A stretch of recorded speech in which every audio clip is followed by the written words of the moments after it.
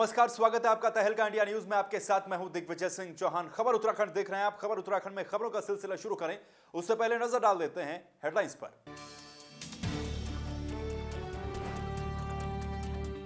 Tehri lake festival का रंगारंग आगाज। सीएम त्रिवेंद्र सिंह रावत ने रिबन काट कर किया महोत्सव का आगाज। कई दिनों तक दी जाएंगी सांस्कृतिक प्रस्तुतियां। उत्तराखंड में एक बार फिर करवट बदल सकता है मौसम। मौसम विभाग ने जारी किया 48 घंटे का अलर्ट। कई इलाकों में बारिश के साथ हो सकती है बर्फबारी। देहरादून में आयोजित की गई 68वीं राज्य स्तरीय समिति की बैठक। विभिन्न विभागों के प्रमुख और अधिकारी रहे मौजूद। 2018-19 के वित्तीय वर्ष पर की गई चर्चा। और देश के साथ साथ उत्तराखंड में भी हुआ किसान सम्मान निधि योजना का आगाज। प्रदेश के अलग अलग जगहों पर किया गया कार्यक्रम। 1,50,139 किसान होंगे लाभान्वित।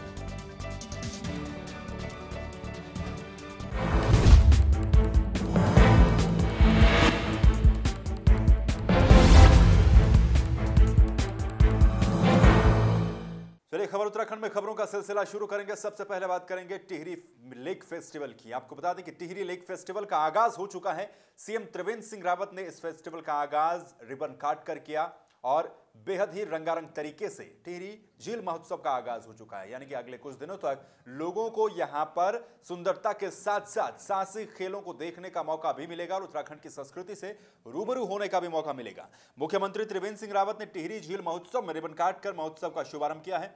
इस मौके पर उन्होंने कहा कि सरकार पर्यटन के लिए अत्यंत संवेदनशील है। उन्होंने कहा कि सरकार प्रदेश भर में नए टूरिस्ट डेस्टिनेशन को विकसित करेगी।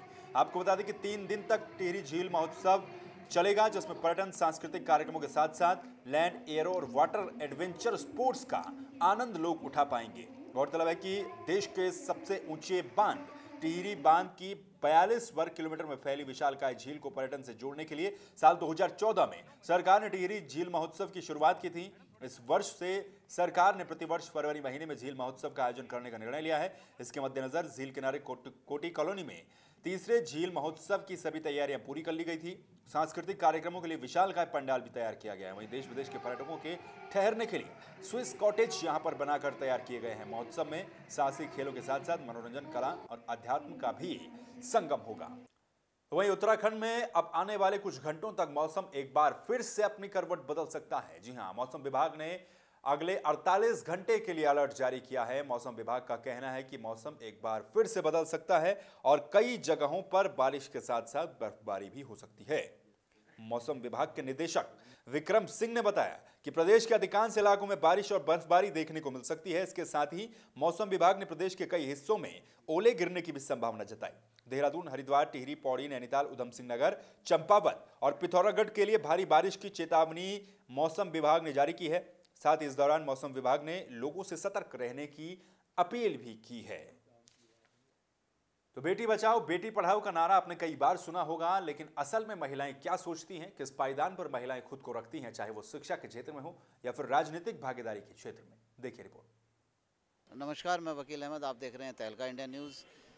आज युवाओं की क्या सोच है, एक नारा दिया जाता है बेटी बचाओ बेटी पढ़ाओ। उत्तराखंड की बेटियां मेरे साथ मौजूद हैं, मैं इन्हीं से जानकारी लूँगा कि ये नारा वाकई कितना धरातल पर उतरा है, ये नारा कैसा है। वाकई अगर बेटियां बचाने के नारे दिए जाते हैं तो बेटियां को कितनी सुविधाएं सरकार की तरफ से दी जा रही हैं। दूसरी बात हम इनसे ये भी करेंगे कि राजनीति में महिलाओं की भागीदारी कितनी। आज एक नारा दिया जाता है बेटी बचाओ बेटी पढ़ाओ। नारा तो सुनने में बहुत अच्छा है, लगता भी है, आपको भी लगता होगा, मुझे भी अच्छा लगता है, लेकिन धरातल पर कितना नीचे उतरा है ये आप बताइएगा। बेटी बचाओ बेटी पढ़ाओ का नारा अच्छा लगता है सुनने में। मोदी सरकार ने ये चलाया है और मतलब बहुत जगह ये सक्सेसफुल भी नहीं कह सकते, बट मतलब हाँ इसका चलना रहा है।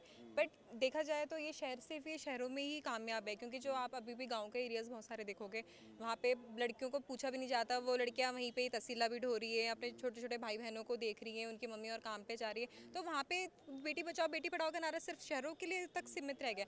अगर बेटी बचाओ बेटी पढ़ाओ का नारा अगर आपको रियल में प्रूफ ही करना है, अगर उसमें रियल में वर्किंग ही करना है, तो सबसे पहले उन एरियाज़ में देखो जहाँ पे आपको रियल में नीड है। यहाँ पे तो फिर भी एक दूसरे को देख के इंसान कर लेगा, पर जहाँ पे इस चीज़ की रियल में नीड है, मुझे लगता है कि वहाँ पे ये चीज़ ज़्यादा सक्सेसफुल रहनी चाहिए, तो ज़्यादा बेटर होगी। उत्तराखंड को बने हुए लगभग 2 दशक होने जा रहे हैं। जो यहाँ पर एक सपने सजोए थे उत्तराखंड वासियों ने, उत्तराखंड के रहने वाले ने कुछ बलिदान भी यहाँ पर दिए थे, और ख़ास तौर से महिलाओं का काफ़ी कुछ योगदान रहा था, तो वो सब कुछ उनको हासिल हो पाया या नहीं? बिल्कुल भी नहीं, क्योंकि उत्तरांचल का नाम जब उत्तराखंड कर दिया गया था तो उसके पहले ही खंड हो चुके थे, और लोगों के मन में वैसे ही खंडन ही चल रहा है अभी तक, तो अभी तक वो चीज़ हो ही नहीं पाएगी। राजनीति में भागीदारी महिलाओं की कितनी ज़रूरी है? क्या आपने कभी सोचा कि मैं राजनीति में आके इन सब समस्याओं का समाधान करूं? ऐसा कुछ है? हाँ, मेरे को ऐसा लगता है कि अगर हम सबसे बातचीत करते हैं, मतलब सबसे इंटरैक्ट करने की कोशिश करते हैं, तो इन सब चीज़ों से मतलब हम ही थोड़ा डेवलप हो रहे हैं, हमारे अंदर इम्प्रूवमेंट होती है।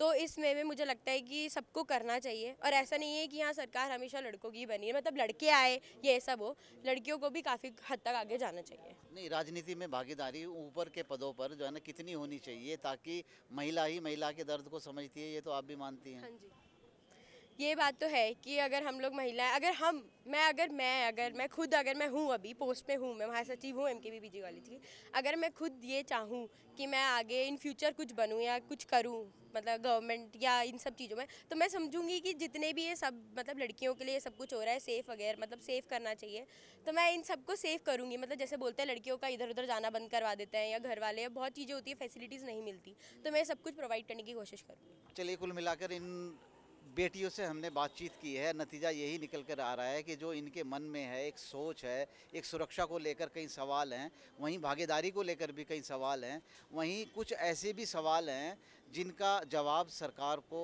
ज़रूर ही देना चाहिए। इन बेटियों का यही कहना है। कैमरा पर्सन RP सिंह के साथ मैं वकील अहमद, तहलका इंडिया न्यूज़, देहरादून।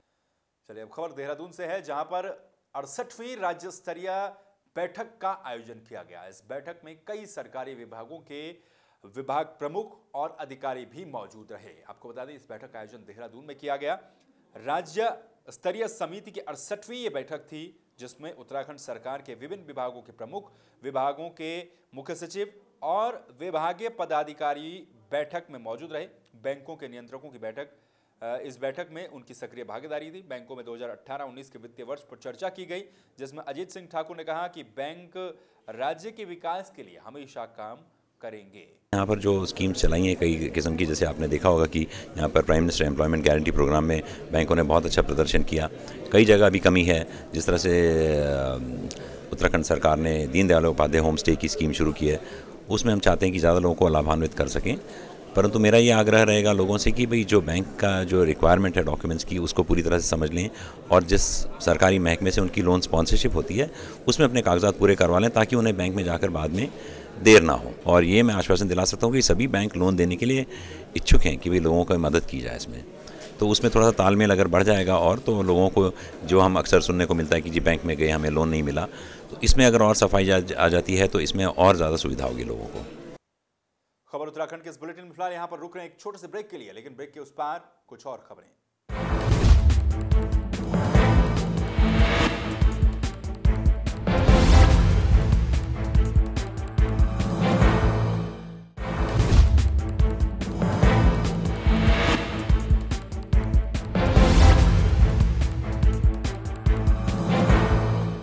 ब्रेक के बाद एक बार फिर से आपका स्वागत है। अगली खबर की ओर रुख कर लेते हैं।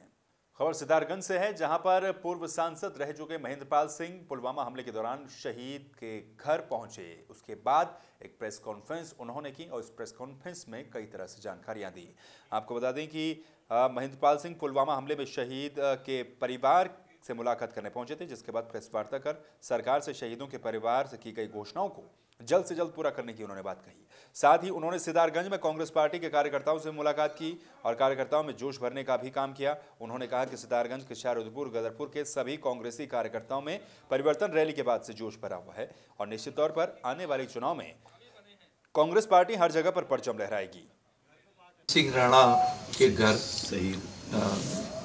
पे गए थे, और वहाँ उनके परिवार को से मिलने, उनके पिताजी, बच्चों से, भाई, सब उनसे संबंधित परिवार से मिलने गए थे। और खासकर आने का आज असली मकसद ही यही था कि उनके परिवार के सांत्वना देने, हालचाल जानने के लिए आए थे।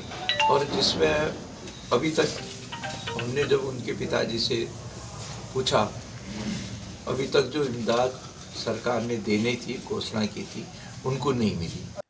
खबर अब उत्तराखंड के लक्सर से है, जहां पर विधायक संजय गुप्ता ने एक प्रेस कॉन्फ्रेंस की और उन्होंने कहा कि पुलवामा हमले के लिए जो भी जिम्मेदार हैं उनको बख्शा नहीं जाएगा और जल्द से जल्द उन लोगों पर कोई ठोस से ठोस एक्शन लिया जाएगा। विधायक संजय गुप्ता ने पुलवामा में आतंकी हमले की कड़ी निंदा करते हुए कहा कि अब आतंकी बच नहीं पाएंगे, चाहे किसी भी कोने में जाकर छिप जाएं। आतंकियों को भारत के वीर जवान ढूंढ ढूंढ कर उनके अंजाम तक पहुंचाएंगे। विधायक ने कहा कि पीएम की नीतियों के चलते आतंकियों का पनाहगार पाकिस्तान अब अलग थलग पड़ गया है। विधायक ने यह भी कहा कि पीएम मोदी के द्वारा जल्द ही पाकिस्तान के खिलाफ कोई बड़ी कार्रवाई की जाएगी, जिससे कि पूरी दुनिया में साफ मैसेज जाएगा कि हिंदुस्तान के साथ कायराना वारदात करने वाले का क्या अंजाम होता है।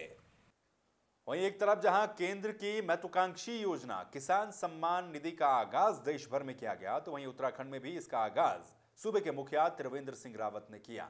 आपको जानकारी दे दें कि सीएम त्रिवेंद्र सिंह रावत ने इस योजना का शुभारंभ किया है। मुख्यमंत्री ने कार्यक्रम में शिरकत करने के दौरान दीप प्रज्वलन कर कार्यक्रम का शुभारंभ किया।